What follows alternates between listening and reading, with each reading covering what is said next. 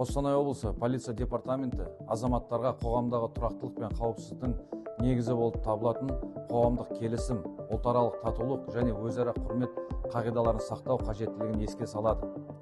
Қатаң ескертеміз. Адамдар арасында ұлтына, тіліне, дініне немесе басқа да айырмашылықтарына байланысты алауыздықты қоздыруға бағытталған кез келген әрекет пен мәлімдеме заңмен тыйым салынады. Мұндай іс-әрекеттер Қазақстан Республикасы қылмыстық кодексінің 174 бабына сәйкес қылмыстық жауапкершілікке тартылады. Аталған сөздер мен әрекеттер қоғамда жанжал туғызуы, өшпенділікке итермелеу және қоғамдық тәртіпті бұзуға әкелуі мүмкін. Сондай-ақ, мемлекеттің тұтастығына қарсы бағытталған әрекеттерге жол берілмейтіні туралы ескертеміз.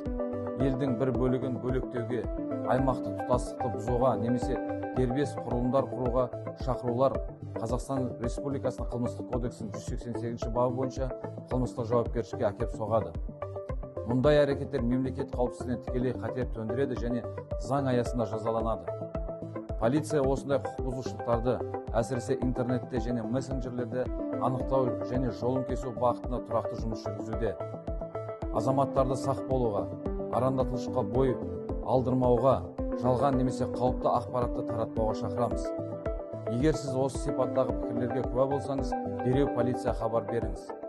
Елдегі бейбітшілік пен келісім әрқайсымызға байланысты.